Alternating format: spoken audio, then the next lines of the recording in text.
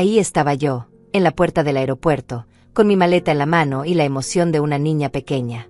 Acababa de pagar $80,000 por este viaje familiar navideño. Mi hijo Matías me había convencido diciéndome que sería perfecto para unirnos después de tantos años de distancia. Cecilia, mi nuera, había sonreído tanto cuando le conté sobre mi decisión de costear todo el viaje para la familia. Era mi regalo de Navidad, mi forma de demostrarles cuánto los amaba. Pero cuando llegué al mostrador junto a ellos, mi mundo se desplomó. Matías me miró con una frialdad que jamás había visto en sus ojos y dijo las palabras que cambiarían mi vida para siempre. No hay boleto para ti, mamá. Vete a casa. Me quedé ahí parada, sin entender. La gente pasaba a nuestro alrededor con sus equipajes, familias felices corriendo hacia sus vuelos, y yo inmóvil como una estatua. ¿Cómo que no hay boleto para mí?, logré susurrar. Cecilia evitaba mi mirada, jugando nerviosamente con su teléfono. Hubo un error con las reservas, mintió Matías sin el menor rastro de culpa en su voz. Solo tenemos boletos para nosotros y los niños. Tú tendrás que quedarte. Mis piernas comenzaron a temblar. $80,000. Yo había pagado $80,000 de mis ahorros, dinero que había guardado durante años trabajando como secretaria, dinero que representaba mi seguridad, mi tranquilidad para la vejez. Pero hijo, yo pagué todo este viaje, dije con la voz quebrada, sintiendo las miradas curiosas de otros pasajeros. ¿Cómo es posible que no haya boleto para mí? Matías suspiró con irritación, como si yo fuera una niña molesta haciendo preguntas innecesarias. Mamá, ya te expliqué. Fue un error del sistema. Nosotros no podemos hacer nada. El vuelo sale en 1 hora y no hay más asientos disponibles. Sus palabras eran como puñaladas. Cecilia finalmente levantó la vista y con una sonrisa falsa agregó: No te preocupes, Eugenia. La próxima vez podrás venir con nosotros. ¿La próxima vez? ¿Después de haber pagado este viaje completo y quedarme abandonada en el aeropuerto? Los niños, mis nietos, parecían confundidos. El pequeño se acercó a mí y preguntó: Abuela, ¿por qué no vienes con nosotros? Antes de que pudiera responder, Matías lo tomó de la mano bruscamente. Vamos, se nos hace tarde. Y así, sin más explicaciones, sin un abrazo de despedida, sin siquiera una disculpa sincera, se fueron. Los vi alejarse hacia la puerta de embarque con el equipaje que yo había ayudado a comprar, con la ropa nueva que había costeado para que lucieran bien en el viaje, con los boletos que salieron de mi cuenta bancaria. Me quedé sola en medio del aeropuerto, con mi maleta inútil y el corazón destrozado en 1000 pedazos. La humillación era insoportable. Otros pasajeros me miraban con curiosidad y lástima. Una señora mayor se acercó y me preguntó si me encontraba bien. No pude responder. Las lágrimas comenzaron a brotar sin control. Mi hijo, logré decir entre sollozos. Mi hijo me dejó aquí. Ella me acompañó hasta una silla y me trajo un vaso de agua. ¿Cómo puede un hijo hacer esto a su madre?, me preguntaba una y otra vez. La bondad de esa extraña contrastaba dolorosamente con la crueldad de mi propia familia. Regresé a casa en taxi, llorando en silencio mientras el conductor me miraba por el espejo retrovisor con lástima. $80,000. Prácticamente todos mis ahorros se habían esfumado en un instante. Durante el trayecto, recordé cada detalle de cómo había llegado a esa situación. Matías había llegado a mi casa hace 2 meses, más cariñoso de lo usual. Me había hablado sobre lo importante que era la familia, sobre cómo los niños necesitaban crear recuerdos con su abuela. Mamá, sé que tienes dinero guardado. ¿Por qué no hacemos algo especial? Un viaje a Europa para toda la familia. Será increíble. Sus ojos brillaban con una emoción que creí genuina. Nunca tuvieron la intención de llevarme. Todo había sido una mentira elaborada, una estafa familiar que me había costado no solo mi dinero, sino mi dignidad y mi confianza. Esa noche, sentada en mi sala vacía, con el árbol de Navidad que había decorado pensando en nuestro regreso triunfal, me pregunté cómo había llegado a esto. ¿En qué momento mi hijo se había convertido en un extraño capaz de traicionarme de esta manera tan cruel? La casa se sentía más silenciosa que nunca. Cada objeto me recordaba mi ingenuidad, mi desesperada necesidad de creer que todavía tenía una familia que me amaba. Durante 45 años construí mi vida con disciplina y dedicación. Después de que mi esposo muriera cuando Matías tenía apenas 12 años, me convertí en el sostén único de nuestro hogar. Trabajé como secretaria en una empresa de contabilidad desde las 7 de la mañana hasta las 6 de la tarde, y por las noches daba clases particulares de mecanografía para ganar dinero extra. Cada peso que entraba a casa tenía un destino específico: comida, educación de Matías, renta, y si sobraba algo, lo guardaba religiosamente en mi cuenta de ahorros. Mi rutina era perfecta, predecible, tranquila. Me levantaba a las 5:30 cada mañana, preparaba el desayuno, alistaba a Matías para el colegio y salía corriendo para llegar puntual al trabajo. Durante años, mi vida giró completamente alrededor de mi hijo. Renuncié a salir con amigos, rechacé pretendientes, pospuse mis propios sueños.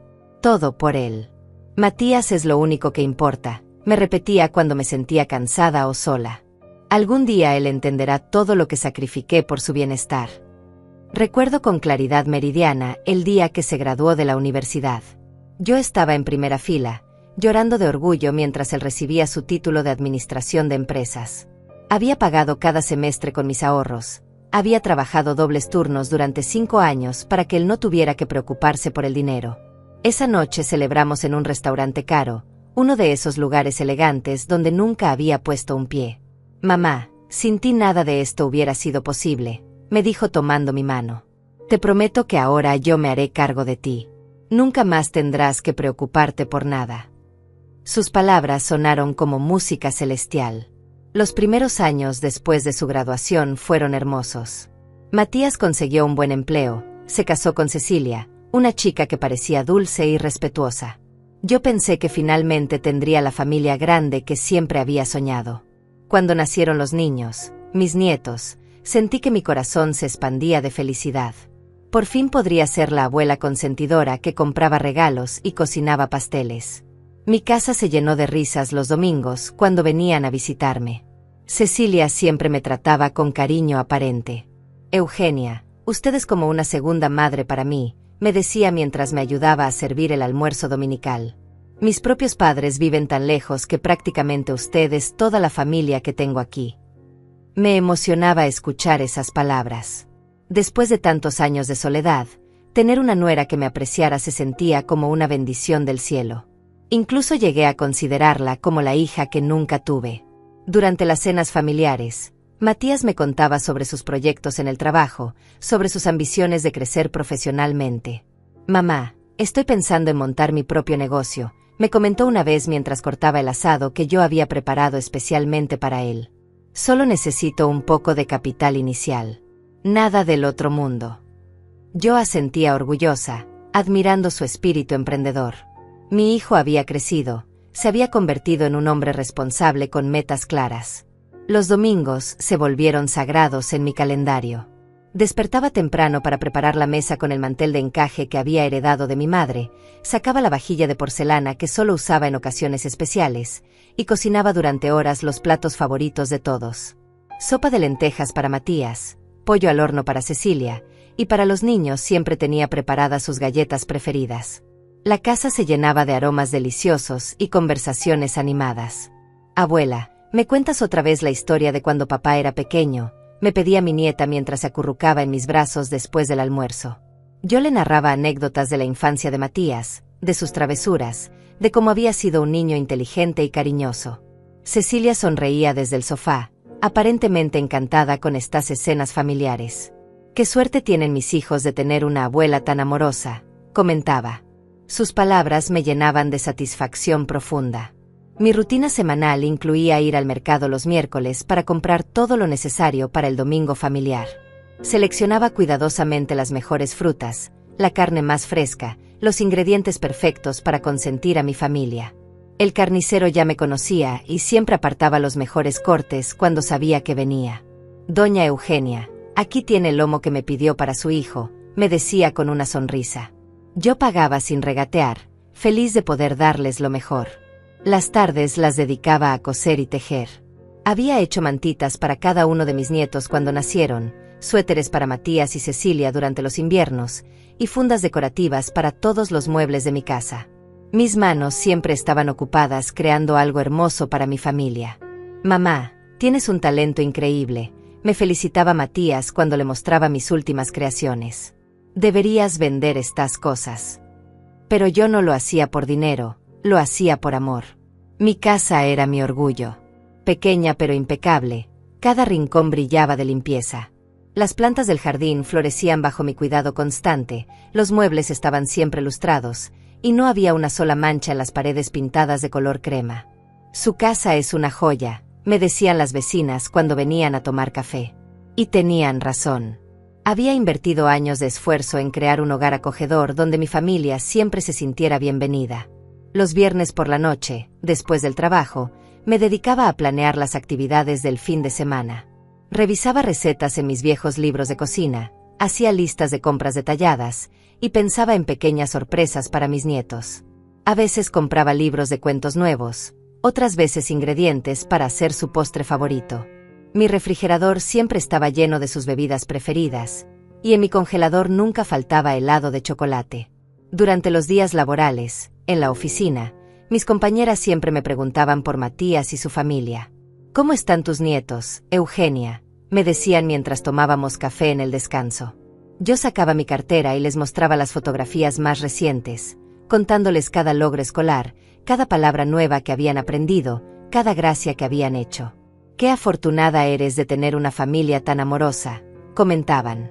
Y yo me sentía efectivamente afortunada. Mi cuenta de ahorros crecía lentamente, pero de manera constante. Cada mes apartaba religiosamente una cantidad fija, sin importar las tentaciones o gastos inesperados que pudieran surgir. Este dinero es para mi vejez, me decía a mí misma, para no ser una carga para Matías cuando ya no pueda trabajar. Nunca imaginé que ese dinero, fruto de tantos años de sacrificio y privaciones, terminaría siendo la herramienta de mi propia humillación. 2 semanas después del episodio del aeropuerto, mientras intentaba procesar mi dolor y mi incredulidad, decidí ir al banco para revisar mi cuenta. Necesitaba ver con mis propios ojos el daño financiero que había sufrido. La empleada, una joven amable que ya me conocía de años de visitas regulares, me entregó el estado de cuenta con una sonrisa profesional. «Buenos días, señora Eugenia. ¿Cómo está usted?». Su cordialidad contrastaba brutalmente con el infierno emocional que yo estaba viviendo. Cuando miré los números en el papel, mi sangre se congeló. No solo habían desaparecido los $80,000 del supuesto viaje familiar. Había otras transacciones que no recordaba haber autorizado. Retiros de $5,000, $10,000, $15,000. Transferencias a cuentas que no reconocía.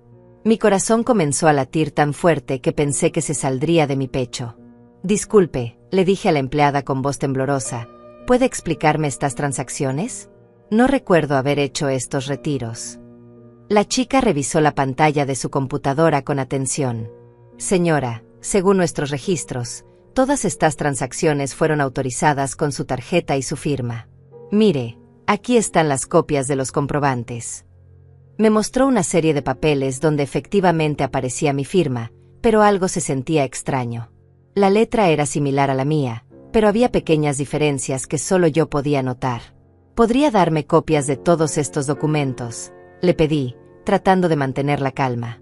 «Necesito revisarlos en casa con más detenimiento». Regresé a mi hogar con una carpeta llena de documentos bancarios y una sensación de náusea que no me abandonaba. Me senté en mi mesa del comedor, la misma donde había firmado tantos cheques para los gastos de Matías durante su universidad, y comencé a analizar cada papel. Las fechas de las transacciones coincidían con días en que Matías había venido a visitarme. Recordé vívidamente una ocasión en que él había llegado con una carpeta de documentos importantes que necesitaba que yo firmara. «Son papeles del seguro médico, mamá. Pura rutina», me había dicho. Yo, confiada como siempre, había firmado sin leer.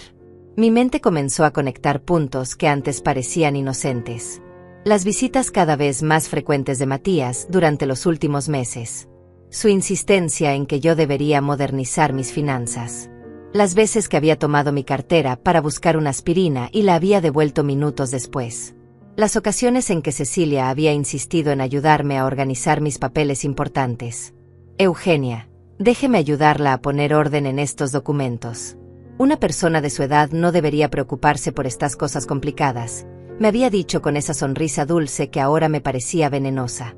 Recordé también las conversaciones aparentemente casuales sobre mi situación financiera. Mamá, ¿cuánto dinero tienes ahorrado? Solo por curiosidad, para saber si estás bien protegida en caso de emergencia, me había preguntado Matías durante una de nuestras cenas dominicales. Yo, orgullosa de mi disciplina financiera, le había contado exactamente cuánto había logrado ahorrar a lo largo de los años. Sus ojos habían brillado de una manera que en ese momento interpreté como admiración, pero ahora entendía que era codicia pura. Las piezas del rompecabezas comenzaron a encajar con una claridad dolorosa. Cecilia siempre encontraba excusas para quedarse sola en mi casa mientras yo salía a hacer mandados. No se preocupe, Eugenia, yo me quedo cuidando a los niños mientras usted va al mercado, me decía. Durante esas ausencias, ella tenía acceso completo a mis documentos personales, a mi escritorio, a todos mis papeles importantes. ¿Cuántas veces había fotografiado mi información bancaria? ¿Cuántas veces había practicado mi firma hasta perfeccionarla? Una tarde, mientras revisaba viejas fotografías familiares buscando algún consuelo para mi corazón destrozado, encontré algo que me heló la sangre. En una foto del último cumpleaños de mi nieta, Cecilia aparecía en el fondo, y en sus manos se veía claramente mi chequera. Recordé ese día perfectamente. Yo había estado en la cocina preparando el pastel cuando ella se ofreció a organizar un poco la mesa del comedor. Ahora entendía qué clase de organización había estado haciendo. Decidí llamar a mi amiga Lucía, la única persona en quien podía confiar completamente. Lucía y yo habíamos trabajado juntas durante años, y ella conocía mejor que nadie mi situación familiar. Eugenia, siempre me pareció extraño que Matías y Cecilia fueran tan cariñosos contigo justo después de enterarse de tus ahorros, me dijo cuando le conté todo. Recuerdo que antes apenas te visitaban, y de repente se volvieron los hijos perfectos. Eso no es normal. Sus palabras confirmaron mis peores sospechas. Durante años, Matías había mostrado poco interés en mi vida cotidiana. Las visitas eran esporádicas, las llamadas telefónicas eran breves y siempre con alguna excusa para colgar rápido. Pero en los últimos meses, desde que había mencionado mis ahorros, se había transformado en el hijo más atento del mundo. Llegaba con flores, me llevaba a cenar a restaurantes elegantes, me compraba regalos costosos que pagaba con mi propio dinero robado. Lucía, ¿tú crees que todo esto fue planeado desde el principio?, le pregunté con la voz quebrada. ¿Crees que el viaje familiar fue solo una excusa para sacarme la mayor cantidad posible de una sola vez? Mi amiga suspiró profundamente antes de responder. Eugenia, yo creo que llevan meses, tal vez años, robándote sistemáticamente. El viaje fue solo el golpe final, la estocada que te dejaría sin nada. Esa noche no pude dormir. Caminé por mi casa como un alma en pena, viendo cada objeto con nuevos ojos. El televisor nuevo que Matías había instalado como regalo sorpresa el mes anterior. Los electrodomésticos que había reemplazado porque los tuyos estaban muy viejos, mamá. Incluso la reparación del techo que había pagado para que estuvieras más cómoda. Todo había salido de mi cuenta bancaria sin que yo lo supiera. Habían estado viviendo una vida de lujo a mis expensas mientras yo seguía llevando el mismo estilo de vida austero de siempre. Me dirigí a mi escritorio y saqué todas las facturas y recibos de los últimos 6 meses. Cada compra costosa que habían hecho, cada mejora en su casa, cada viaje de fin de semana que habían tomado, todo tenía sentido ahora. Habían estado financiando su estilo de vida con mi dinero robado. ¿Cómo pude ser tan ciega?, me pregunté en voz alta en la soledad de mi sala. ¿Cómo no me di cuenta de que me estaban usando? La respuesta era simple y desgarradora: porque los amaba. Porque confiaba en ellos completamente. Porque jamás imaginé que mi propio hijo, la persona por la cual había sacrificado toda mi vida, sería capaz de traicionarme de una manera tan calculada y cruel. El amor de madre me había cegado completamente ante las señales de alarma que ahora parecían tan obvias.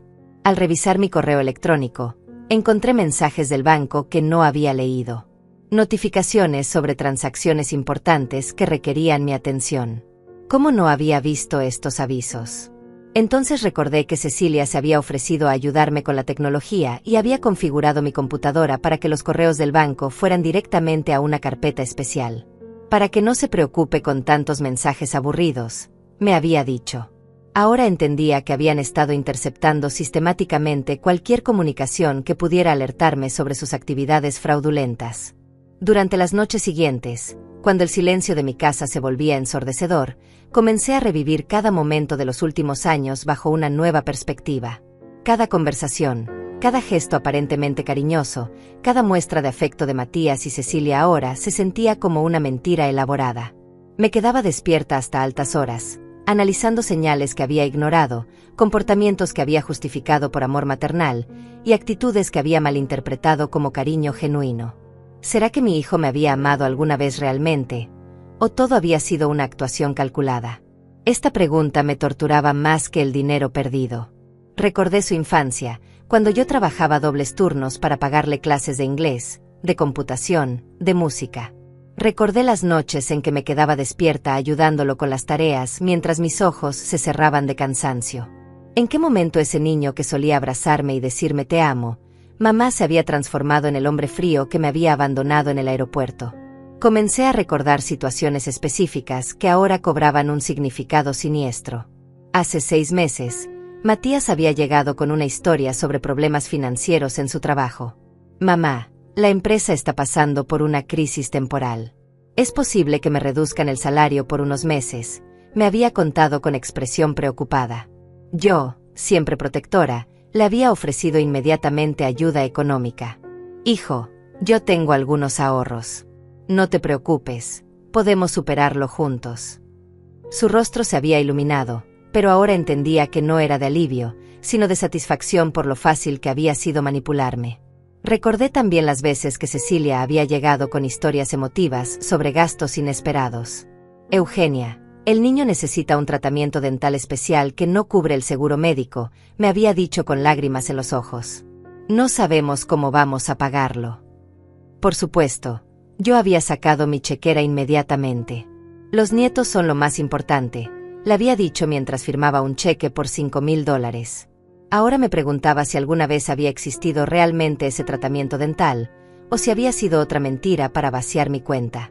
La manipulación había sido tan sutil, tan gradual, que no me había dado cuenta de que estaba siendo drenada económicamente.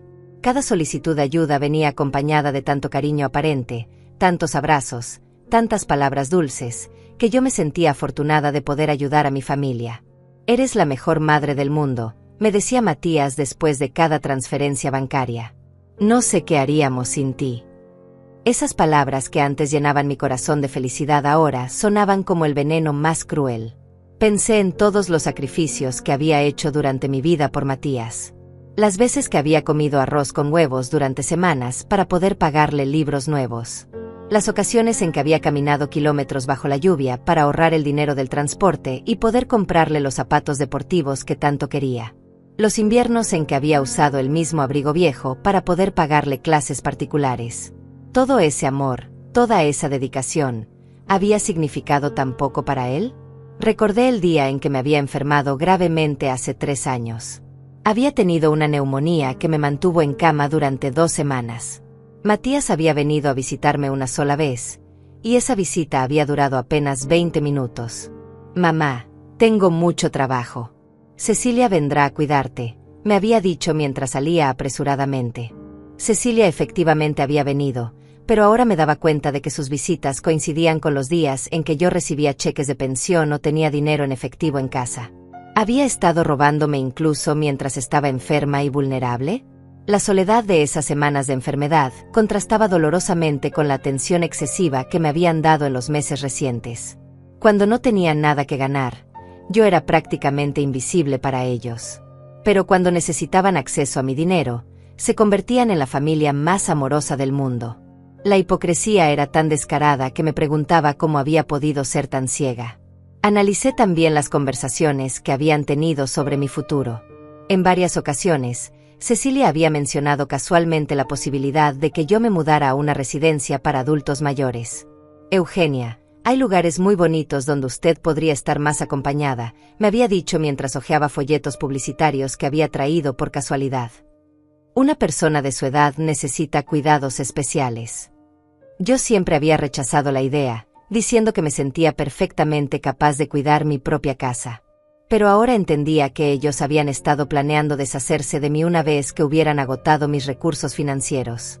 Durante una de esas conversaciones sobre residencias, Matías había comentado, «Mamá, Sería más fácil para nosotros visitarte si estuvieras en un lugar central. ¿Visitarme? Si en los últimos años las visitas habían sido cada vez más espaciadas, excepto cuando necesitaban algo de mí. La ironía era cruel. Querían internarme en una residencia para visitarme más, cuando en realidad solo me visitaban para robarme. Comencé a entender también por qué habían sido tan insistentes en que les diera una llave extra de mi casa. Es por seguridad, mamá, me había dicho Matías. Si te pasa algo, necesitamos poder entrar rápidamente. Yo, conmovida por su aparente preocupación, les había dado no solo una llave, sino también las combinaciones de mi caja fuerte y los códigos de mi sistema de alarma. Prácticamente les había entregado acceso total a mi vida y mis pertenencias. Recordé las veces que había llegado a casa y había encontrado pequeños detalles fuera de lugar. Papeles ligeramente movidos de su posición original, cajones que no recordaba haber abierto, documentos que parecían haber sido revisados. En ese momento lo atribuía a mi edad, pensando que tal vez mi memoria me estaba fallando. Pero ahora sabía que ellos habían estado registrando mi casa sistemáticamente, buscando información financiera, documentos importantes, cualquier cosa que pudieran usar en mi contra. La planificación había sido meticulosa. Habían estudiado mis hábitos, mis horarios, mis rutinas. Sabían exactamente cuándo estaba fuera de casa, cuándo recibía ingresos, cuándo tenía dinero disponible. Habían convertido mi amor maternal en su arma más poderosa, usando mi necesidad de sentirme útil y querida como la herramienta perfecta para manipularme. ¿Pero hasta dónde llegaba esta traición? ¿Cuánto tiempo llevaban planeando esto? Comencé a sospechar que la decisión de Matías de casarse con Cecilia también había sido estratégica. Ella había aparecido en nuestras vidas justo cuando yo había comenzado a hablar más abiertamente sobre mis ahorros para la jubilación. ¿Había sido una coincidencia, o Matías había buscado específicamente una cómplice para su plan de robarme? Recordé la primera vez que conocí a Cecilia. Había sido encantadora, pero también muy curiosa sobre mi situación financiera. Sus preguntas habían parecido inocentes en ese momento. Eugenia, ¿usted trabajó toda su vida en el mismo lugar? ¡Qué estabilidad tan admirable! Seguramente logró ahorrar mucho dinero. Yo, orgullosa de mi disciplina financiera, había compartido detalles sobre mi situación económica que ahora entendía habían sido información valiosa para sus planes futuros. La traición se sentía como capas y capas de mentiras que se iban revelando una tras otra. Cada recuerdo que revisaba mostraba una nueva dimensión de su engaño. No solo me habían robado dinero, me habían robado años de felicidad genuina, porque cada momento de alegría familiar que había vivido había sido construido sobre mentiras. Las sonrisas, los abrazos, las palabras de cariño, todo había sido teatro destinado a mantenerme vulnerable y confiada mientras me despojaban de todo lo que había trabajado para conseguir. Al cuarto día de mi descubrimiento, tomé la decisión más difícil de mi vida: fingir que no sabía nada mientras investigaba en secreto. Si Matías y Cecilia habían sido capaces de actuar durante tanto tiempo, yo también podría hacerlo. Me levanté esa mañana con una determinación que no había sentido en años. No iba a ser la víctima indefensa que ellos creían que era. Iba a descubrir exactamente qué habían hecho y cómo podía recuperar mi dinero y mi dignidad. Primero, necesitaba aliados. Llamé a mi amiga Lucía y le pedí que me acompañara al banco. Necesito tu apoyo moral, le dije, pero también necesito un testigo de todo lo que vamos a descubrir. Lucía, que había trabajado durante años en el área administrativa de una empresa, entendía perfectamente los procedimientos bancarios y legales. Eugenia, vamos a llegar hasta el fondo de esto, me prometió con una determinación que me dio fuerzas. En el banco, solicité hablar con el gerente. Le expliqué mi situación con todo detalle, mostrándole las discrepancias que había encontrado en mis estados de cuenta. El hombre, un señor de mediana edad con experiencia en casos similares, revisó mis documentos con atención profesional. Señora Eugenia, definitivamente hay irregularidades aquí. Vamos a iniciar una investigación interna y le sugiero que también considere hacer una denuncia legal. Sus palabras me confirmaron que no estaba loca, que efectivamente había sido víctima de fraude. El gerente me explicó que necesitaríamos analizar las grabaciones de seguridad de las fechas en que se realizaron las transacciones sospechosas. Si alguien más usó su información para hacer retiros, las cámaras lo habrán registrado, me aseguró. También me sugirió que solicitara una auditoría completa de mi cuenta de los últimos 2 años. Es un proceso que puede tomar algunas semanas, pero nos dará un panorama completo de todas las transacciones irregulares. Mientras esperábamos los resultados de la investigación bancaria, decidí que necesitaba más evidencias. Esa tarde, llamé a Enrique, mi abogado de confianza. Enrique había manejado todos mis asuntos legales durante los últimos 15 años. La compra de mi casa, mi testamento, los seguros de vida. Era un hombre íntegro que conocía perfectamente mi situación financiera. Eugenia, esto que me cuentas es muy grave, me dijo después de escuchar todo el relato. Vamos a necesitar documentar cada transacción irregular y recopilar todas las pruebas posibles. Enrique me explicó que el fraude financiero contra personas mayores era más común de lo que yo imaginaba, especialmente cuando los perpetradores eran familiares cercanos. Los ancianos son vulnerables porque confían en sus hijos y nietos, me explicó. Los estafadores familiares saben exactamente cómo manipular esas emociones. Sus palabras me dolieron, pero también me dieron claridad sobre lo que realmente había pasado. Mi abogado me sugirió que instalara una grabadora en mi teléfono para registrar cualquier conversación futura con Matías y Cecilia. Si intentan contactarla o si regresan del viaje, necesitamos documentar todo lo que digan, me advirtió. Sus propias palabras podrían ser la evidencia más poderosa que tengamos. La idea de grabar a mi propio hijo me revolvía el estómago, pero sabía que era necesario para protegerme. Durante los días siguientes, me convertí en una detective de mi propia vida. Revisé cada cajón, cada archivo, cada documento que tenía en mi casa. Encontré cosas que me helaron la sangre. Había copias de documentos bancarios con firmas que definitivamente no eran mías, pero que se parecían lo suficiente como para pasar desapercibidas. Había facturas de compras costosas que yo supuestamente había hecho, pero que no recordaba en absoluto. En mi escritorio encontré un sobre que no recordaba haber puesto ahí.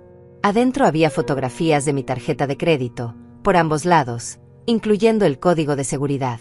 Las fotos habían sido tomadas con teléfono celular, probablemente durante una de las visitas dominicales cuando yo estaba distraída en la cocina. La evidencia era tan clara, tan descarada, que no podía creer mi propia ingenuidad. Revisé también mi computadora y encontré que mi contraseña del banco había sido cambiada recientemente. Cuando llamé para verificar, me dijeron que la modificación se había hecho desde mi propia computadora, pero en una fecha en que yo no había estado en casa. Cecilia tenía acceso a mi casa esos días, porque yo le había dado las llaves para que regara las plantas mientras estaba en el hospital para unos análisis de rutina. Lucía me ayudó a revisar mis recibos telefónicos de los últimos meses. Descubrimos llamadas a números que no reconocía, llamadas que habían sido hechas desde mi teléfono mientras yo no estaba en casa. Cuando investigamos esos números, descubrimos que pertenecían a empresas de préstamos rápidos y casas de empeño. ¿Habían estado usando mi identidad para obtener créditos adicionales? La investigación se volvió más compleja cuando Enrique descubrió que habían intentado cambiar el beneficiario de mi seguro de vida. Los documentos estaban en proceso, pero afortunadamente no habían sido completados antes de que yo descubriera el fraude. Eugenia, si esto hubiera prosperado, usted hubiera perdido el control total sobre sus beneficios, me explicó mi abogado. Estaban planeando algo mucho más grande que simplemente robarle dinero de su cuenta corriente. Enrique también descubrió que habían estado pagando servicios caros a mi nombre sin mi conocimiento. Suscripciones a canales premium de televisión, planes de telefonía celular para múltiples líneas, incluso un préstamo para automóvil que aparecía vinculado a mi información crediticia. Han estado viviendo completamente a sus expensas durante mucho más tiempo del que usted sospecha, me informó. Durante una de mis visitas al banco para revisar más documentos, la empleada que siempre me había atendido me confesó algo inquietante. Señora Eugenia, su hijo venía frecuentemente a hacer transacciones en su nombre. Siempre traía documentos que parecían estar en orden, y decía que usted lo había enviado porque tenía problemas de salud. La chica parecía genuinamente preocupada. Nosotros nunca sospechamos nada porque él conocía todos sus datos personales y tenía copias de sus documentos de identidad.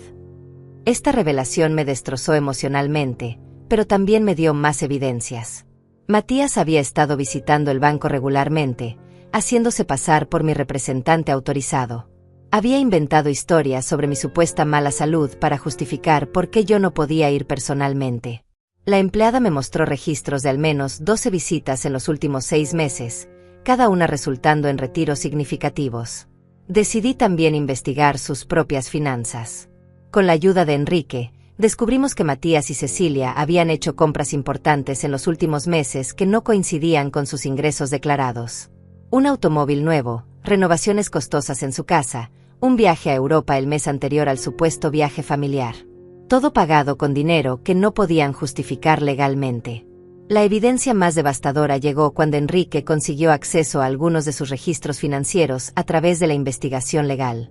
Habían abierto cuentas bancarias usando mi información como aval, habían solicitado tarjetas de crédito a mi nombre, y habían estado transfiriendo dinero sistemáticamente desde mis cuentas hacia las suyas. El fraude no había comenzado con el viaje navideño. Ese había sido simplemente el golpe final de una operación que llevaba más de 2 años en ejecución. Durante las noches, mientras recopilaba toda esta información, me sentía como si estuviera despertando de una pesadilla que había durado años. Cada nueva evidencia que encontraba me mostraba lo ciega que había estado, pero también me daba más determinación para luchar. Ya no era solo una anciana indefensa que había sido engañada, me estaba convirtiendo en una mujer que iba a pelear por justicia.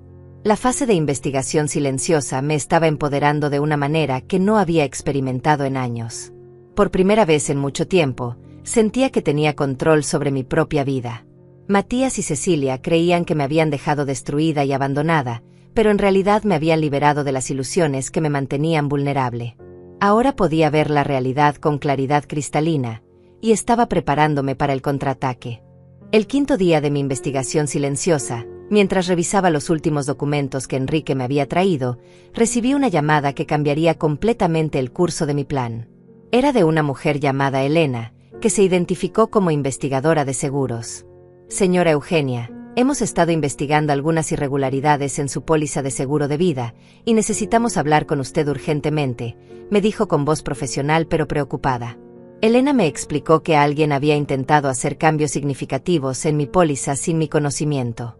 Según nuestros registros, su hijo Matías presentó documentos alegando que usted tiene problemas de demencia y que él necesita poder legal para manejar sus asuntos, me informó. También solicitó ser nombrado como único beneficiario, reemplazando la distribución que usted había establecido previamente. Mis manos comenzaron a temblar mientras escuchaba estas palabras.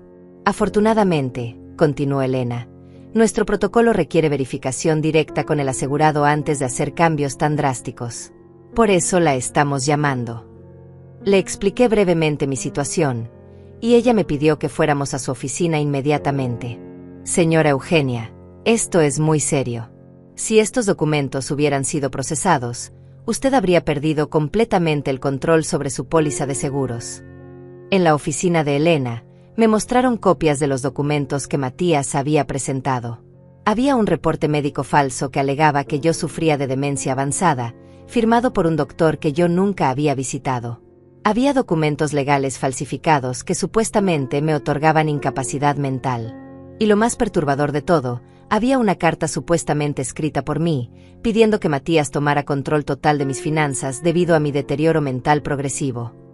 ¿Usted escribió esta carta?, me preguntó Elena mostrándome el documento. La letra era una imitación casi perfecta de la mía, pero había pequeños detalles que la delataban como falsificación. Jamás escribí eso, le aseguré. Y definitivamente no tengo demencia ni ningún deterioro mental.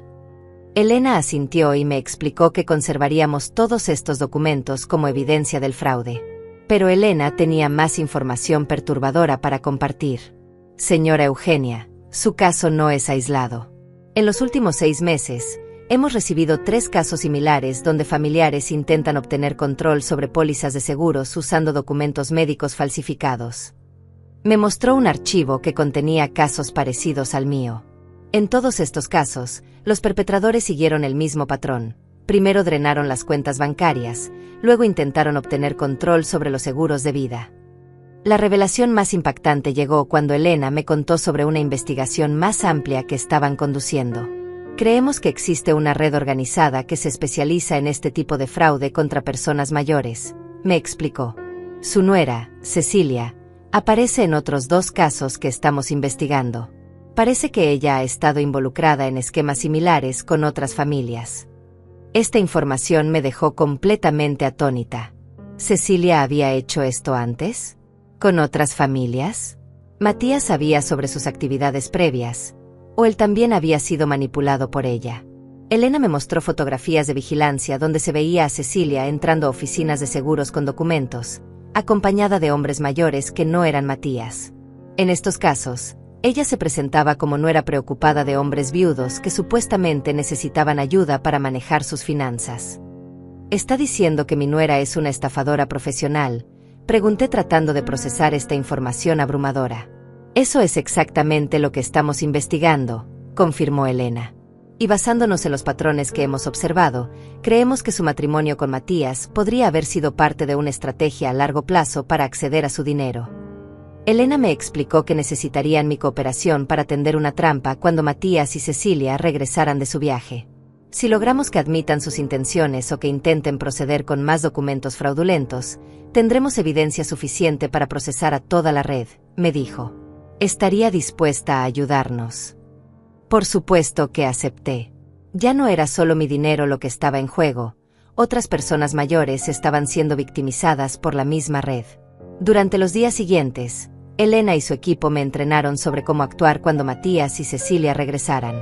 Me enseñaron a usar un dispositivo de grabación oculto y me dieron un teléfono especial que podía activar una señal de emergencia si me sentía en peligro. Su seguridad es nuestra prioridad, me aseguró Elena. Tendremos agentes posicionados cerca de su casa en todo momento.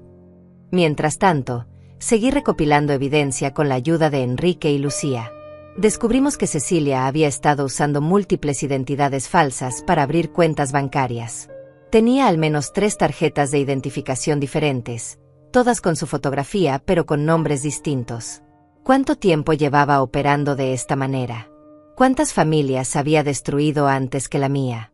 Enrique también descubrió que el apartamento donde supuestamente vivían Matías y Cecilia estaba rentado bajo uno de los nombres falsos de ella. Eugenia, es posible que ni siquiera estén legalmente casados, me informó. No encontramos registro de matrimonio bajo sus nombres reales. Esta revelación añadió otra capa de traición a la situación. ¿Mis nietos eran realmente mis nietos? ¿O eso también era parte de la mentira? Durante una de nuestras reuniones de planificación, Elena me contó más detalles sobre los otros casos. Una de las víctimas anteriores era un viudo de 75 años que perdió más de $200,000 antes de que pudiéramos intervenir, me relató. Cecilia se había hecho pasar por su nuera durante casi 3 años. El hombre murió de un ataque cardíaco cuando se enteró de la verdad. Sus palabras me hicieron realizar que yo había tenido suerte de descubrir el fraude cuando lo hice. La investigación también reveló que Matías y Cecilia habían estado planeando mi accidente una vez que hubieran agotado todos mis recursos. Elena me mostró mensajes de texto interceptados donde discutían la posibilidad de que yo sufriera una caída o tuviera problemas de salud que requirieran hospitalización permanente. Señora Eugenia, estos mensajes sugieren que su vida podría haber estado en peligro real, me advirtió. Esta revelación me aterrorizó más que la pérdida del dinero. ¿Realmente habrían sido capaces de hacerme daño físico? ¿O matarme? Los mensajes que Elena me mostró eran tan fríos, tan calculadores, que me costaba creer que mi propio hijo hubiera participado en escribirlos. Cuando la vieja esté fuera del camino, podremos vender la casa y desaparecer, decía uno de los mensajes atribuidos a Matías. Elena me explicó que la red funcionaba con un sistema muy organizado. Cecilia identifica objetivos potenciales, personas mayores con dinero pero sin mucha familia. Luego se acerca a hijos o familiares que puedan ser manipulados o corrompidos. En algunos casos, los familiares son cómplices voluntarios. En otros, son víctimas secundarias que también están siendo manipulados. ¿En qué categoría estaba Matías? ¿Era un criminal o otra víctima? La respuesta llegó cuando Elena me mostró registros financieros que habían obtenido a través de la investigación legal. Matías había estado recibiendo pagos regulares de Cecilia mucho antes de que comenzara el fraude contra mí. Estos pagos datan de hace 5 años, me informó Elena. Su hijo ha estado en la nómina de esta operación criminal desde mucho antes de que ellos intensificaran sus actividades contra usted. Durante nuestras sesiones de preparación, conocí a otras víctimas de la misma red. Había un hombre de 80 años que había perdido su casa y todos sus ahorros. Una mujer de 72 años que había sido internada en un asilo contra su voluntad mientras vaciaban sus cuentas.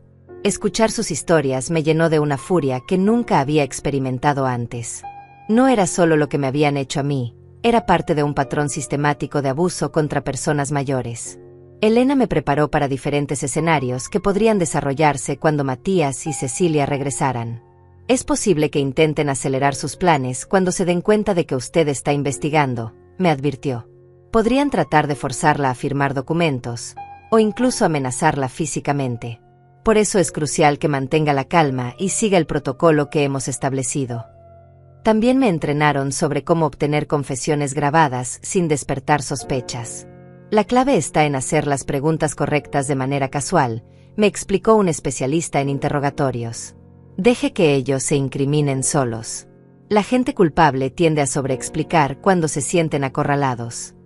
El día antes de que Matías y Cecilia regresaran de su viaje, Elena me aseguró que todo estaba listo para la operación. Señora Eugenia, usted ha sido increíblemente valiente durante todo este proceso, me dijo.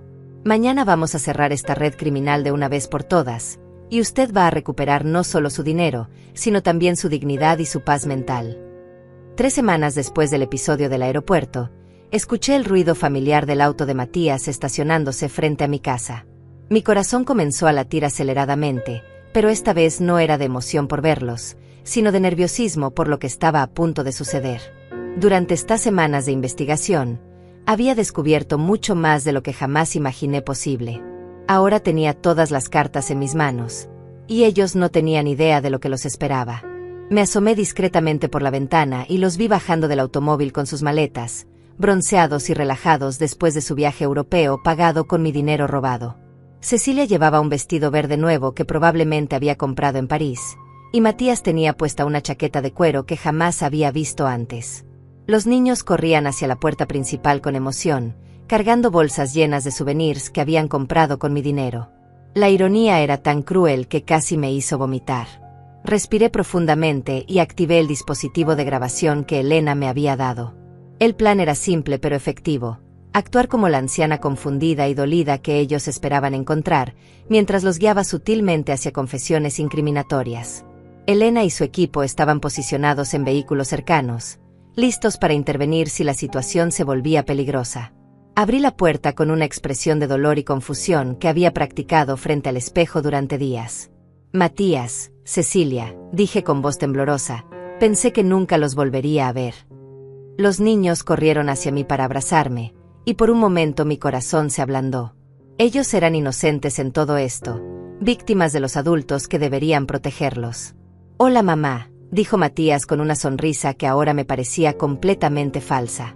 ¿Cómo has estado? Esperamos que no hayas estado muy sola. Su preocupación fingida me revolvió el estómago, pero mantuve mi actuación. He estado confundida, respondí con voz quebrada. Han pasado cosas extrañas desde que se fueron. Cecilia se acercó y me tomó del brazo con esa familiaridad falsa que ahora reconocía como manipulación pura. ¿Qué tipo de cosas extrañas, Eugenia?, preguntó con voz melosa. Espero que no hayas tenido problemas con los vecinos curiosos. Ya sabes cómo es la gente cuando ve a una señora mayor viviendo sola. No, no son los vecinos, dije dejando que mi voz sonara más frágil. Es mi dinero. No entiendo qué está pasando con mi dinero.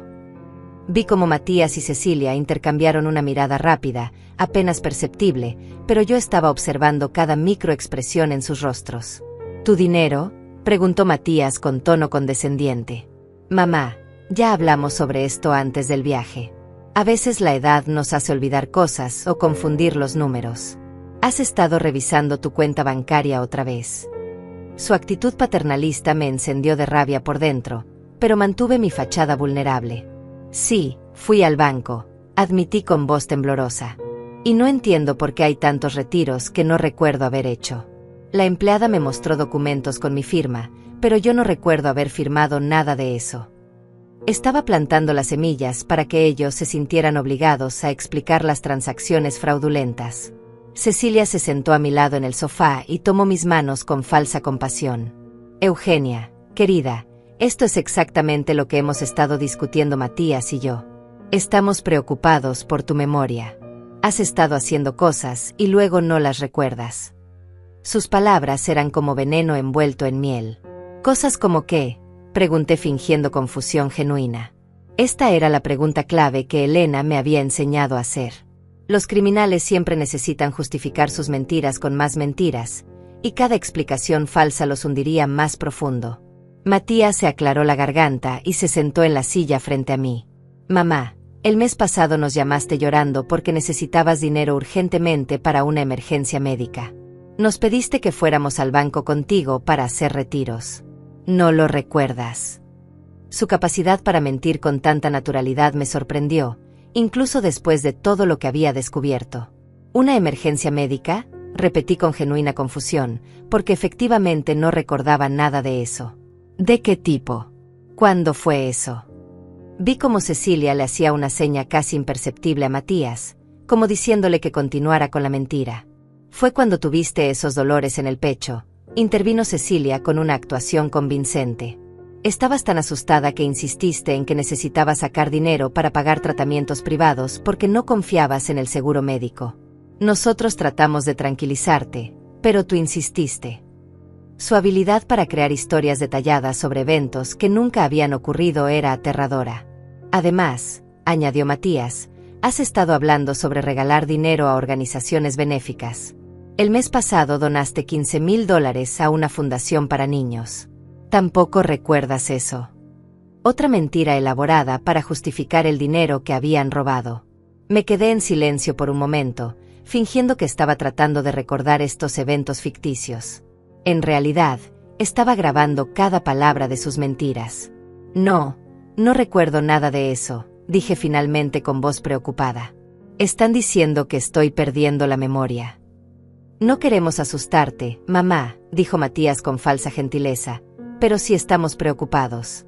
Por eso pensamos que tal vez sería bueno que alguien te ayude a manejar tus finanzas. Solo temporalmente, hasta que te sientas mejor. Ahí estaba, la propuesta que Elena había predicho que harían. ¿Alguien como quién?, pregunté con voz pequeña. Bueno, yo soy tu hijo, respondió Matías como si fuera la cosa más natural del mundo. Podría hacerme cargo de tus cuentas bancarias, asegurarme de que no hagas transacciones que después no recuerdas. Sería más seguro para ti. Cecilia asintió vigorosamente. Es por tu propio bien, Eugenia. Las personas de tu edad son objetivos frecuentes de estafadores. Si Matías maneja tu dinero, nadie podrá aprovecharse de ti. La ironía de que los verdaderos estafadores me estuvieran advirtiendo sobre estafadores era tan absurda que casi me río. Pero si ustedes manejan mi dinero, dije con voz temblorosa, ¿cómo voy a saber que no se están aprovechando de mí? Era una pregunta directa diseñada para provocar reacciones defensivas que los incriminarían aún más. Matías se puso de pie abruptamente, claramente molesto por mi pregunta. ¿Cómo puede siquiera sugerir algo así?, dijo con indignación fingida. Soy tu hijo. Todo lo que he hecho en mi vida ha sido para cuidarte y protegerte. ¿Realmente crees que te robaría? Su actuación era convincente, pero yo conocía la verdad. No, por supuesto que no, me apresuré a decir, retrocediendo ante su agresividad. Es solo que estoy confundida. No entiendo qué está pasando conmigo. Volví a asumir el papel de anciana vulnerable para calmar su ira. Cecilia intervino con voz suave pero firme. Eugenia, creo que deberíamos llevarte a ver a un doctor. Un especialista en memoria. Para que puedas tener paz mental sobre tu condición. Sabía exactamente hacia dónde se dirigía esta conversación. Elena me había advertido que intentarían obtener un diagnóstico médico falso para justificar tomar control legal sobre mis finanzas. Ya tengo doctor, protesté débilmente. El doctor Ramírez me ha atendido durante años y siempre dice que estoy bien. Pero mamá, insistió Matías, el doctor Ramírez es médico general. Necesitas ver a un especialista, alguien que entienda específicamente sobre problemas de memoria en personas mayores. De hecho, añadió Cecilia con una sonrisa que no alcanzó sus ojos, ya hemos investigado algunos especialistas excelentes. Hay un doctor que viene muy recomendado, y podríamos conseguir una cita para la próxima semana. Estaba segura de que este especialista era parte de su red criminal, alguien que proporcionaría el diagnóstico falso que necesitaban. En ese momento, fingí que me sentía abrumada y comencé a llorar suavemente. No quiero ir a doctores extraños, dije entre sollozos. Tengo miedo de lo que puedan encontrar. ¿Y si realmente estoy perdiendo la cabeza? Mis lágrimas eran reales, pero no por las razones que ellos pensaban. Lloraba por la traición, por la pérdida de la familia que creía tener. Matías se sentó a mi lado y me abrazó, y por un momento terrible, mi corazón maternal se ablandó ante su contacto. Pero entonces recordé todas las evidencias que había recopilado, todos los documentos falsificados, todos los robos sistemáticos. Este abrazo era solo otra herramienta de manipulación. No llores, mamá, me susurró al oído. Vamos a cuidarte. Nunca tienes que preocuparte por nada mientras yo esté aquí. Sus palabras sonaban hermosas, pero yo sabía que eran mentiras. Elena había predicho exactamente este momento, el momento en que me ofrecerían protección mientras me despojaban del último vestigio de independencia. Está bien, dije secándome las lágrimas y fingiendo resignación. Si ustedes creen que es lo mejor para mí, confío en su juicio. Vi cómo se relajaron inmediatamente al escuchar mi aparente sumisión. Cecilia incluso sonrió con lo que parecía ser alivio genuino. Eres muy sabia, Eugenia. Tomar esta decisión ahora te va a ahorrar muchos problemas en el futuro. Matías se levantó del sofá con energía renovada. Perfecto, mamá. Mañana mismo podemos ir al banco y hacer los arreglos necesarios para transferir el control de tus cuentas. También programaremos la cita con el especialista para que tengas paz mental sobre tu condición. La velocidad con la que querían proceder confirmaba mis sospechas. Necesitaban actuar rápido antes de que yo cambiara de opinión o descubriera más sobre sus actividades. ¿Tan pronto?, pregunté con voz temblorosa. ¿No deberíamos pensarlo un poco más? No, mamá, respondió Cecilia con firmeza. Mientras más tiempo pasemos sin tomar medidas, más vulnerable estarás. Ya has perdido bastante dinero sin darte cuenta. No podemos permitir que eso continúe. En ese momento, fingí recordar algo importante. Oh, pero hay algo que debo contarles, dije con expresión preocupada. Mientras ustedes estuvieron fuera, un hombre del banco vino a visitarme. Dijo algo sobre irregularidades en mi cuenta. Mentí deliberadamente para ver sus reacciones. Sus rostros se tensaron inmediatamente. ¿Un hombre del banco vino aquí?, preguntó Matías con voz aguda. ¿Qué tipo de irregularidades mencionó? Podía ver el pánico creciendo en sus ojos. No entendí muy bien, respondí fingiendo confusión.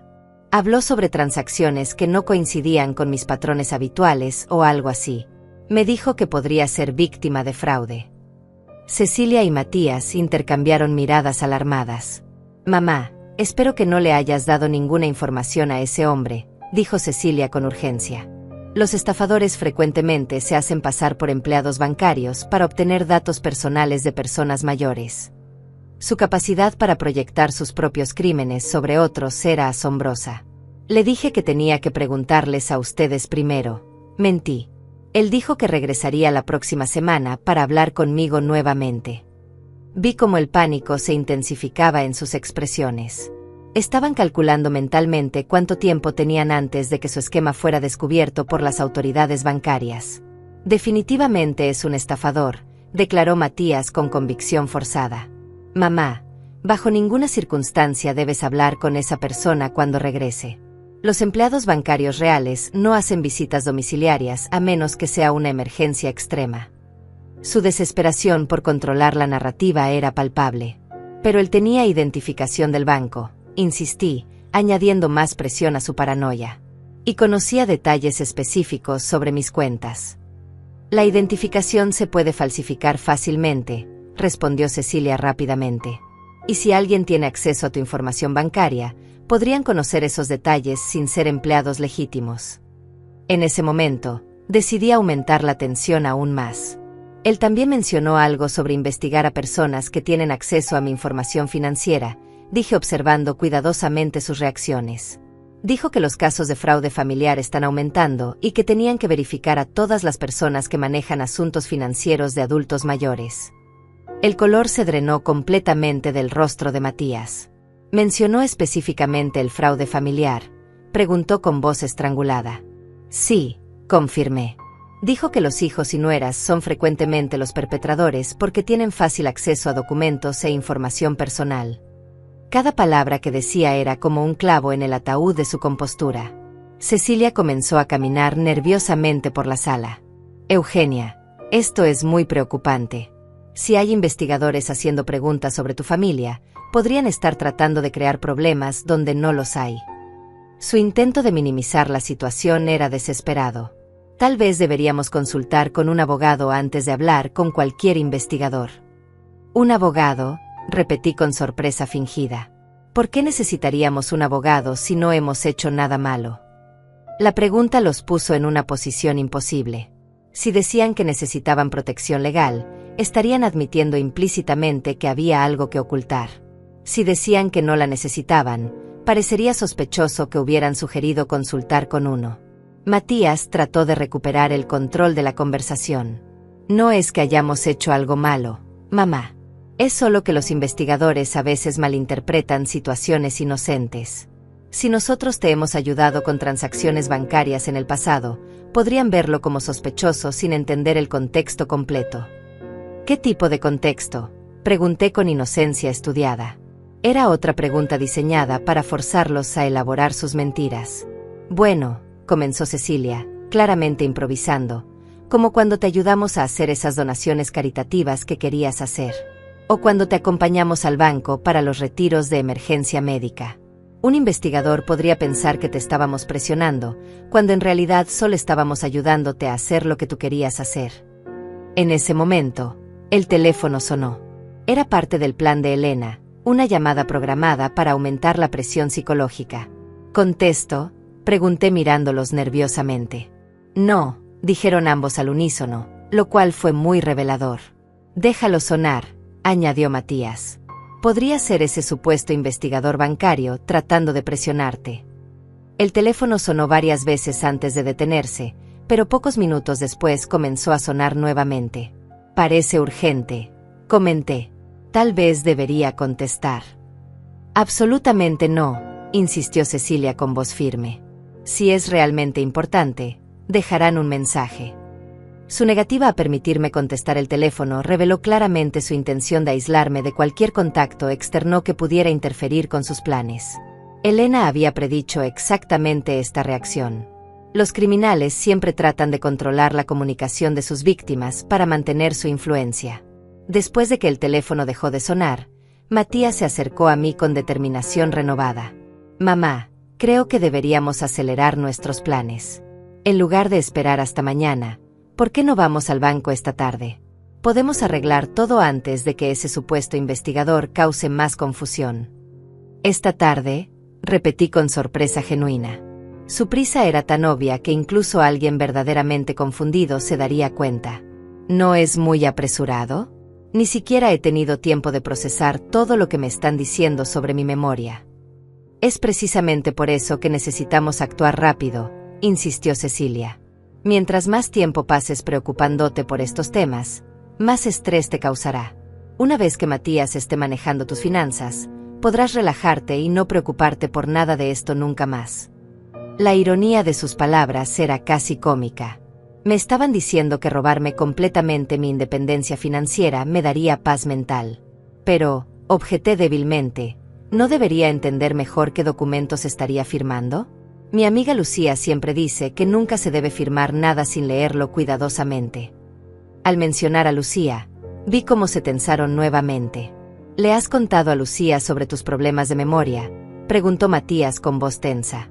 No quisiéramos que se preocupara innecesariamente, o peor aún, que esparciera rumores sobre tu condición. No, no le he contado nada específico, mentí.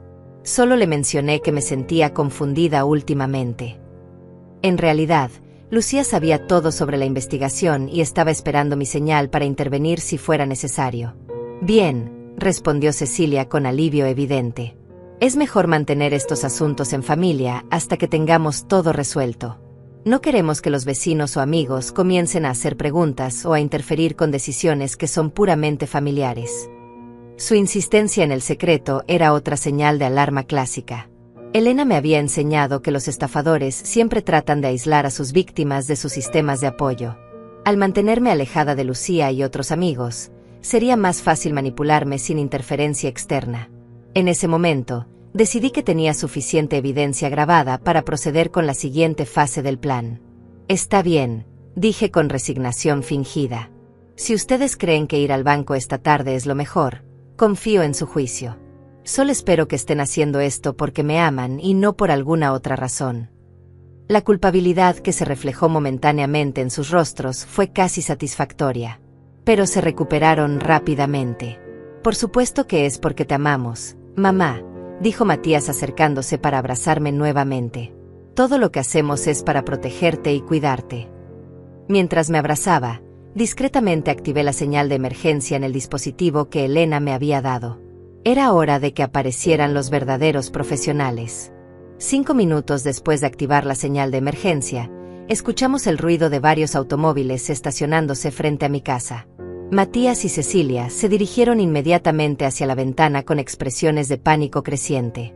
¿Quiénes son esas personas?, preguntó Cecilia con voz estrangulada mientras observaba a varios hombres y mujeres en trajes profesionales bajando de los vehículos. No lo sé, mentí con convicción Oscar Borti. Tal vez sean los investigadores del banco que mencioné. El color se drenó completamente de sus rostros cuando vieron a Elena dirigiéndose hacia la puerta principal acompañada de 2 agentes de policía y un oficial de seguros. El timbre sonó con autoridad. Matías me miró con desesperación. Mamá, no abras la puerta. Diles que no es un buen momento, que estás enferma o algo así. Su pánico era tan evidente que incluso los niños comenzaron a preguntar qué estaba pasando. ¿Por qué no debería abrir?, pregunté con inocencia fingida. Si son del banco, tal vez puedan aclarar toda esta confusión sobre mi dinero. Caminé hacia la puerta mientras Matías y Cecilia intercambiaban miradas desesperadas. Abrí la puerta y actué sorprendida de ver a tantas personas. Buenos días, dijo Elena mostrando su identificación oficial. Soy Elena Vargas, investigadora de seguros. Estamos aquí para hablar con la señora Eugenia sobre algunas irregularidades graves que hemos descubierto en sus cuentas financieras y póliza de seguros. Por favor, pasen, dije haciéndome a un lado. Mi hijo y mi nuera están aquí. Tal vez puedan ayudar a aclarar cualquier malentendido. Cuando Elena y su equipo entraron a la sala, Matías y Cecilia estaban de pie como estatuas, claramente calculando si tenían alguna posibilidad de escapar. Señor Matías y señora Cecilia, dijo Elena dirigiéndose directamente a ellos, necesitamos hacerles algunas preguntas sobre transacciones financieras realizadas en nombre de la señora Eugenia. Sacó una carpeta gruesa llena de documentos. Tenemos evidencia de fraude sistemático, falsificación de documentos y robo de identidad que los involucra directamente a ambos. Cecilia inmediatamente adoptó una postura defensiva. No entiendo de qué está hablando. Nosotros solo hemos ayudado a Eugenia con sus finanzas porque ella tiene problemas de memoria. Qué interesante, respondió Elena con una sonrisa fría. Porque según nuestros registros médicos, la señora Eugenia no ha sido diagnosticada con ningún problema de memoria por ningún doctor legítimo. Además, continuó Elena abriendo la carpeta, tenemos evidencia de que ustedes presentaron documentos médicos falsificados alegando que ella tiene demencia avanzada. Le mostró a Cecilia las copias de los reportes falsos. ¿Puede explicar cómo obtuvieron estos documentos de un doctor que la señora Eugenia nunca ha visitado? Matías trató de intervenir. Debe haber algún error. Nosotros nunca presentamos documentos médicos falsos. ¿No?, preguntó Elena. Entonces supongo que pueden explicar estas grabaciones donde discuten planes para declarar a su madre mentalmente incompetente para obtener control sobre sus finanzas. Elena activó un dispositivo de audio y la habitación se llenó con las voces de Matías y Cecilia discutiendo cómo la vieja tendría que ser internada una vez que hubieran drenado completamente sus cuentas. Escuchar esas conversaciones grabadas me destrozó el corazón, pero también me llenó de una satisfacción feroz al ver sus caras de horror al darse cuenta de que habían sido descubiertos. Eso ha sido sacado de contexto, tartamudeó Cecilia. Estábamos hablando hipotéticamente sobre qué hacer si la condición de Eugenia empeoraba. ¿Hipotéticamente?, preguntó uno de los oficiales de policía. También fueron hipotéticos los $160,000 que robaron de sus cuentas bancarias. La cifra me impactó. Había sabido que el robo era extenso, pero escuchar la cantidad total me quitó el aire. $160,000. Prácticamente todos mis ahorros de toda una vida de trabajo. Vi cómo Matías tragaba saliva convulsivamente al darse cuenta de que conocían el alcance exacto de sus crímenes. Elena se dirigió específicamente a Cecilia. Señora, o debería decir, señorita Carmen Ruiz, también conocida como Cecilia Morales, también conocida como Patricia Vega. Cecilia palideció como si hubiera visto un fantasma. Tenemos evidencia de que ha operado esta estafa en al menos 5 familias diferentes durante los últimos 7 años. Su verdadero nombre es Carmen Ruiz, continuó Elena, y tiene antecedentes criminales en 3 estados por fraude contra adultos mayores. Su supuesto matrimonio con Matías nunca fue registrado legalmente bajo ninguno de sus nombres reales. Esta revelación me golpeó como un martillo. Matías sabía que ella era una criminal profesional, o él también había sido manipulado.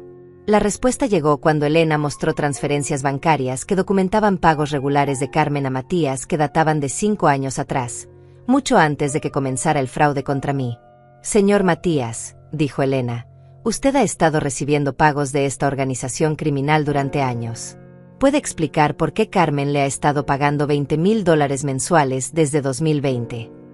Matías abrió y cerró la boca como un pez fuera del agua, claramente sin tener ninguna explicación plausible. Uno de los oficiales de policía se acercó a Cecilia, o Carmen, con esposas. Carmen Ruiz, queda arrestada por fraude, robo de identidad, falsificación de documentos y conspiración para cometer fraude contra adultos mayores. Mientras le leían sus derechos, ella me miró con una expresión de odio puro que me heló la sangre. Matías González, continuó el otro oficial, queda arrestado por los mismos cargos como cómplice en esta operación criminal. Cuando le pusieron las esposas a mi hijo, sentí como si mi corazón se partiera en dos. A pesar de todo lo que había hecho, seguía siendo el niño que había criado, y verlo arrestado era una de las experiencias más dolorosas de mi vida. Antes de que se los llevaran, Matías me miró con lágrimas en los ojos. Mamá, lo siento. No era supuesto que llegara tan lejos. Sus palabras sonaban genuinas, pero Elena me había advertido que los criminales frecuentemente expresan remordimiento cuando son capturados, no porque realmente se arrepientan, sino porque lamentan haber sido descubiertos. ¿Los niños son realmente tus hijos?, le pregunté con voz quebrada. Sí, respondió con voz ahogada. Eso al menos era real. Esa pequeña confirmación me dio un poco de consuelo. Mis nietos realmente eran mis nietos, aunque su madre fuera una criminal profesional y su padre un cómplice. Elena se acercó a mí después de que se llevaron a Matías y Carmen. Señora Eugenia, sé que esto es increíblemente difícil para usted, pero quiero que sepa que vamos a recuperar la mayor parte de su dinero. Hemos localizado las cuentas donde transfirieron sus fondos, y el proceso de restitución ya ha comenzado. ¿Y los niños?, pregunté preocupada. ¿Qué va a pasar con ellos? Servicios Sociales está evaluando la situación, me explicó Elena. Dado que usted es su abuela biológica y que Carmen no es su madre legal bajo su verdadera identidad, es posible que usted pueda obtener custodia temporal si lo desea. La idea de criar a mis nietos a los 68 años era abrumadora, pero también me llenaba de propósito. Ellos eran inocentes en todo esto, víctimas de las decisiones criminales de los adultos que deberían haberlos protegido. Durante las semanas siguientes, mientras el caso legal se desarrollaba, comencé a reconstruir mi vida. Elena cumplió su promesa. Recuperé $140,000 de los $160,000 robados. Los otros $20,000 habían sido gastados en el viaje europeo y otros gastos, pero la mayor parte de mis ahorros fueron restituidos. Lucía me acompañó a todas las audiencias legales. Eugenia, estoy tan orgullosa de cómo manejaste esta situación, me decía. Podrías haber sido víctima para siempre, pero decidiste luchar. Su apoyo fue invaluable durante esos meses difíciles. Obtuve custodia temporal de mis nietos después de una evaluación exhaustiva. Al principio fue desafiante explicarles por qué sus padres no podían estar con ellos, pero con la ayuda de consejeros profesionales, logramos navegar esa transición. Un año después, estoy sentada en mi jardín tomando café con Ismael, quien se convirtió en mi vecino favorito y, eventualmente, en algo más que un amigo. ¿Alguna vez te arrepientes de haber luchado contra ellos?, me pregunta mientras observamos a los niños jugar. Nunca, Respondo con convicción total. Hoy estoy sola en términos de la familia que pensé que tenía. Pero por primera vez en años, estoy en paz. Tengo mi dignidad, mi independencia, y una nueva familia que construí yo misma con personas que realmente me aman. Los niños corren hacia nosotros pidiendo galletas, y me levanto para atenderlos. Matías está cumpliendo una sentencia de 8 años por fraude. Carmen recibió 15 años como cabecilla de la operación criminal. A veces me preguntan por sus padres, y siempre les digo la verdad de manera apropiada para su edad, que sus padres cometieron errores graves y están aprendiendo las consecuencias. Mientras preparo la merienda para los niños, reflexiono sobre lo mucho que ha cambiado mi vida. Perdí a un hijo, pero gané mi libertad. Perdí una ilusión, pero encontré mi fuerza. Y aunque el camino fue doloroso, no cambiaría el resultado final. Hoy estoy sola, pero por primera vez en paz.